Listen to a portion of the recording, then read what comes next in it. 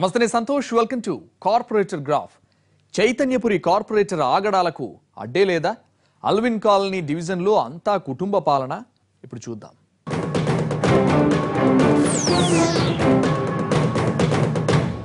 హైదరాబాద్ నగర నడిబొడ్డున ఉంటుందా డివిజన్.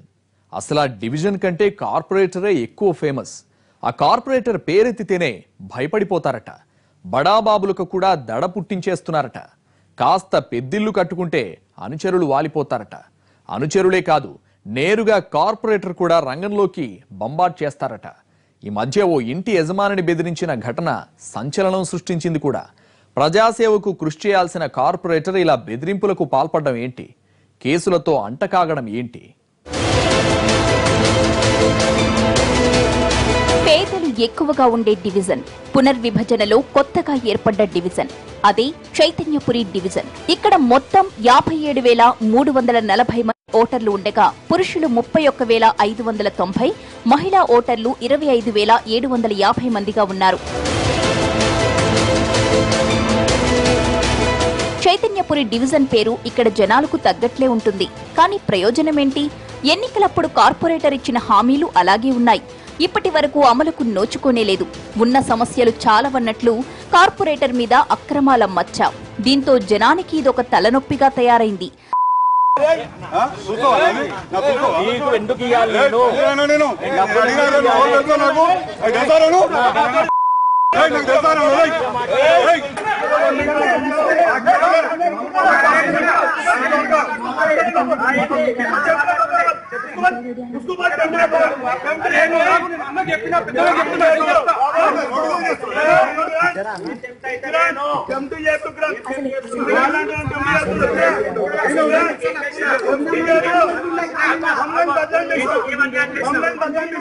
చైతన్యపురి డివిజన్ లో ఇప్పుడు డ్రైనేజ్, తాగునీటి సమస్య విలయతాండవం చేస్తోంది.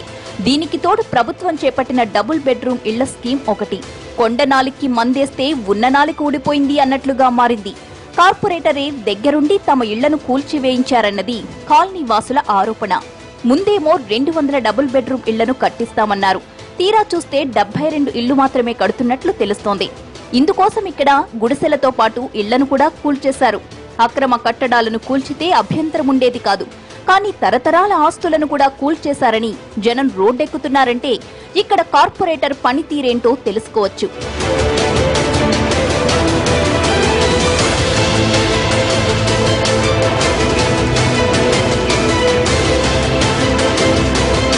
సర్వే నెంబర్ 181/1 ప్రభుత్వ భూమి అంటారు.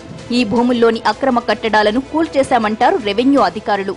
కానీ కూల్చింది మాత్రం 181/5, 181/2 సర్వే నెంబర్లలో ఇళ్లను కూల్చేశారు. జీహెచ్ఎంసీ అధికారులు భవన నిర్మాణ అనుమతులు ఇవ్వడంతో పాటు ఎల్ఆర్ఎస్ కూడా కట్టించుకున్నారు. కేవలం 3 గంటల ముందు నోటీసులిచ్చి కూల్చేశారని గగ్గోలు పెడుతున్నారు ఈ ఇంటి యజమానులు. తమది వారసత్వ సంపదని అధికారులు చెబుతున్న సర్వే నెంబర్లకు తమకు ఎలాంటి సంబంధం లేదని బోరుమంటున్నారు బాధితులు.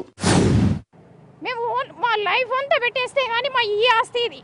మళ్ళీ నా లైఫ్ను తిరిగి రాసుకోలేను. నేను తిరిగి కొనుక్కోలేను. ఇది తర్వాత పెద్ద చెట్టు, ఆ చెట్టును కూడా మాకు ముందు నుండి గవర్నమెంట్ ల్యాండ్ అనేసి కొట్టేసింది.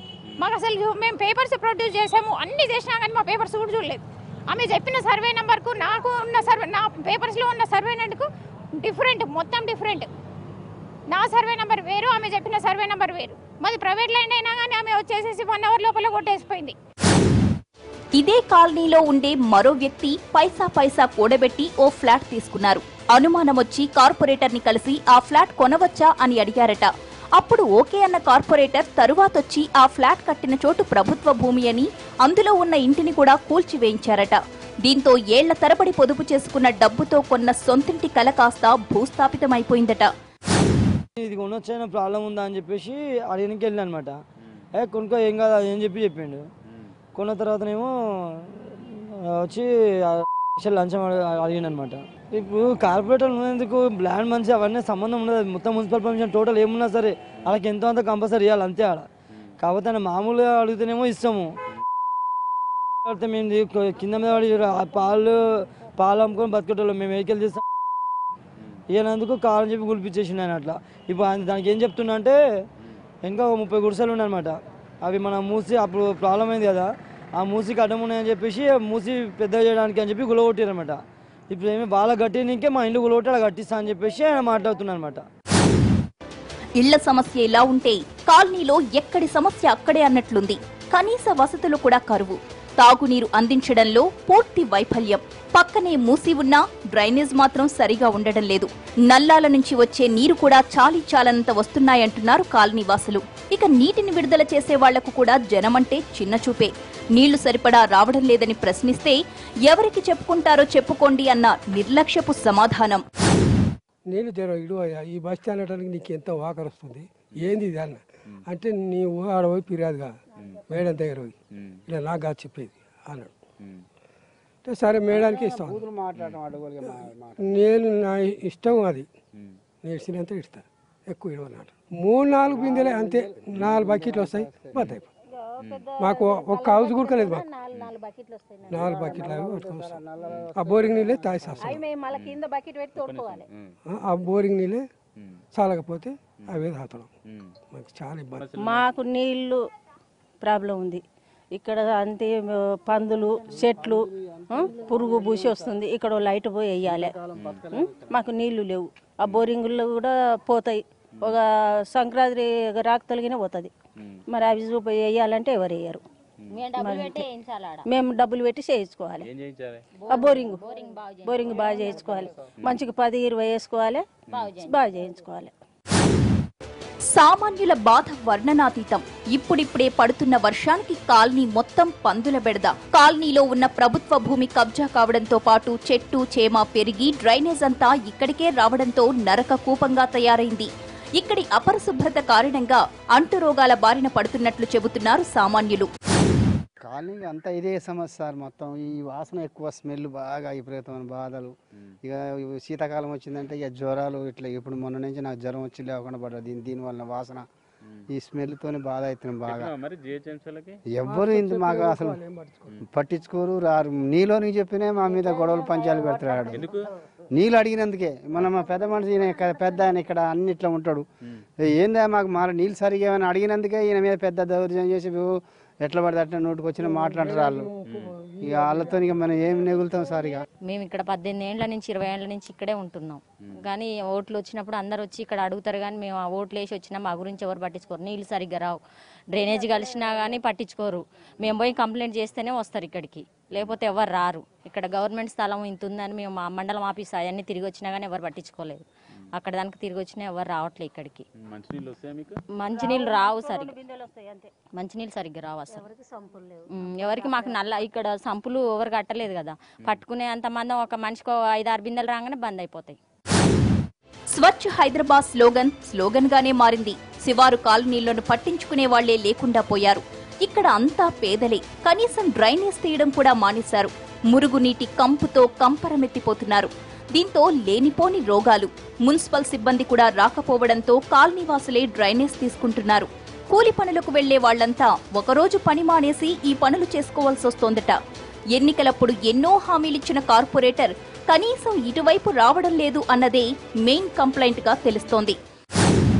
ఎవరు పట్టించుకునే లేరు, మమ్మల్ని బాగా ఇబ్బంది అయిపోతుంది. ఇట్లా ఒక 2 నెలలు అయితే 3వ నెల ఇది. పోయిన నెల ఫస్ట్ నుంచి మళ్ళీ ఈ నెల ఫస్ట్ వెళ్ళింది. అంతా ఆగమాగ అయిపోయింది. 2 పిల్లలు కూడా ఇళ్ళబడ్డారు కంపల. 2 కూడా మొత్తం కంప్లీట్ ఒక 5-6 ఇచ్చినాం ఈ ఏరియాలో. ఎవరు కూడా పట్టించుకుంటాలే.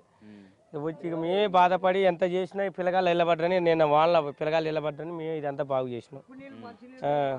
అంత ఇబ్బంది అవుతుంది బాగా, అందుకనే తట్టుకోలేకపోతున్నాం. ఈ ఏరియాలో మమ్మల్ని పట్టించుకునే నాదులు లేరు. కార్పొరేటర్కి మన చందన్న ఫోన్ చేసి చెప్పిండు, నరసింహరెడ్డి సార్ ఫోన్ చేసి చెప్పిండు. ఎవరు ఫోన్ చేసినా ఇక్కడికి రావట్లే. ఎవరు పట్టించుకునే నాదులు లేడు ఇక్కడ. మాకు మంచినీళ్ళు లేవు, ఉప్పు నీళ్ళు లేవు. ఇది మురుకోల పట్టేది 3 నెలల నుంచి వాసనతో మేము చచ్చి రోగాలు వస్తున్నాయి మాకు. మొన్న 2 పిల్లలు చచ్చిపోతే మా పరిస్థితి ఏంది? మేము పోయి చెప్పినా కూడా ఎవరు పట్టించుకోలేదు. మమ్మల్ని పట్టించుకున్న నాదుడే లేడు, ఎవరు లెక్క చేయలే అసలు మమ్మల్ని. మొన్న వచ్చిండు కొత్త ఆయన ఇక్కడికి. మొన్న వస్తే ఆయనతోటి కూడా 3-4 సార్లు పోయాను. బండ్లు వేసుకొని కూడా మా పిల్లగాళ్ళు పోయారు. మేము పోయినా కూడా రేపు వస్తాం మాపొస్తాం అన్నాడు, రాలే. ఎవరు పట్టించుకోలేదు. డివిజన్లో ఎక్కడ విచారించినా కార్పొరేటర్ పనితీరుపై ప్రజల్లో తీవ్రమైన అసంతృప్తే కనిపిస్తోంది. ఇప్పటి వరకు నయా పైసా కూడా పనిచేయలేదని అంటున్నాయి ప్రతిపక్షాలు. డబుల్ బెడ్రూమ్ ఇళ్ల పేరిట ఇళ్లు కూల్చేశారు. కానీ ఇళ్లు పోగొట్టుకున్న వాళ్ల పేర్లు లబ్ధిదారుల లిస్టులో లేదన్న ఆరోపణలు బలంగా వినవస్తున్నాయి. డబుల్ బెడ్రూమ్ ఇల్లు ఇస్తా అని చెప్పారు. ఇప్పుడు వాళ్ళు డబుల్ బెడ్రూమ్ ఇల్లులు ఫెయిల్ అయ్యారు. రోడ్లు చూసి అధ్వాన స్థితిలో ఉన్నాయి. డ్రైనేజు ఎటువంటి అభివృద్ధి లేదు. పాత డ్రైనేజ్ వేసిన దాన్నే ఇప్పుడు కొనసాగుతుంది తప్ప ఎటువంటి అభివృద్ధి జరగలేదు. ఈ ఇల్లు చేసింది ఏంటంటే వీళ్ళు ఇష్టం ఉన్న వాళ్ళని ఇల్లు కట్టుకొని ఇస్తారు, లేని వాళ్ళ మీద దౌర్జన్యం చేస్తారు.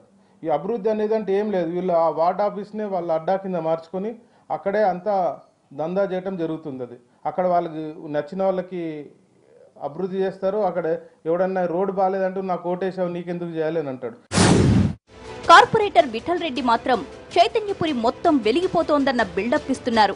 మూసీ మీద వంతెన కట్టిస్తున్నా, ఇప్పటికే 17 కోట్ల పనులు చేయించానని అంటున్నారు. ఇక తాగునీటి కోసం కొత్తగా పైప్ లైన్లు వేయించానని, త్వరలోనే డబుల్ బెడ్రూమ్ పనులు కూడా మొదలు పెడతామని అంటున్నారు. ఇందిరానగర్లో డబుల్ బెడ్రూమ్ కోసం 1 ఎకరం 30 గుంటలలో ఎలక్షన్లో హామీ ఇచ్చినప్పుడు ఆ రోజు మంత్రి జగదీశ్వర్ రెడ్డి అందరూ ఉండేది. దాన్ని తప్పకుండా డబుల్ బెడ్రూమ్ కోసం శాంక్షన్ అయింది. తొందరలో డబుల్ బెడ్రూమ్ కట్టిస్తా. దాన్ని కట్టించుకుంటూ అట్లా పక్కకి అదే ఇందిరానగర్కు గణేష్పూర్ కాలనీకి 50 లక్షలతోటి బిడ్ చేపిస్తున్నా. పని కూడా దగ్గర పడింది. తొందరలోనే శంకుస్థాపన చేస్తాం. అది వర్షం నీళ్ళది కూడా ఫుడ్ మార్కెట్ నుంచి మారుతినగర్ ఇట్లా మొత్తం వర్షంలో మొత్తం కాలనీలన్నీ జలమరణం అవుతాయి. దాన్ని కూడా మొన్న మినిస్టర్ మహేందర్ రెడ్డి గారితో ఇనాగ్రేషన్ చేయించిన 1 కోటి రూపాయలు పెట్టి. అట్లే కమిటీలు ఒక 30 లక్షలతోటి కమిటీలు కట్టించిన. దాని మీద అదే మళ్ళీ బ్రిడ్జి నుంచి నాలా బ్రిడ్జి నుంచి మొత్తం నీళ్ళది మొత్తం మట్టి అది అంతా ఉంటే మొత్తం సిట్టింగ్ చేపించి క్లీనింగ్ చేసి వాటర్ పోతాడు. అది కూడా చేసిన. అంతా బాగానే ఉన్నా కార్పొరేటర్ వ్యవహారమే ఏం బాలేదని తెలుస్తోంది. ఓ ఇంటి యజమానిని 10 లక్షలు డిమాండ్ చేశారని నానా రభసా జరిగింది. ఆ యజమాని కేసు పెట్టే వరకు వెళ్లింది వ్యవహారం. విఠల్ రెడ్డి విన్యాసం ఇటు సీఎం అటు మంత్రి కేటీఆర్ దృష్టికి కూడా వెళ్లింది. కొందరైతే డివిజన్లో ఉన్న సమస్యలే బెటర్ అని అంటారు. ఎందుకంటే కార్పొరేటర్ అంతకన్నా మించిన తలనొప్పి వ్యవహారంగా చెప్పుకొస్తారు. ఆఖరణ కాలనీల్లోని అసోసియేషన్ల ఎన్నికల్లో సైతం వేలు పెట్టి న్యూసెన్స్ క్రియేట్ చేస్తారని సమాచారం. అసోసియేషన్స్ లో తన వాళ్లే ఉండేలా పట్టుబడతారని టాక్. ఇలా ఓ కాలనీలో అసోసియేషన్ ఎన్నిక వాయిదాల పద్ధతిన నడుస్తోందని టాక్.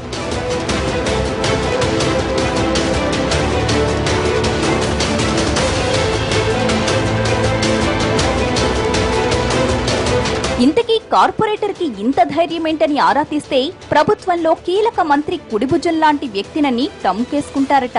ఇతగాడి వ్యవహార శైలి కారణంగా చేసిన మంచి పనులు కూడా మట్టిలో కలిసిపోతున్నాయని అంటున్నారు.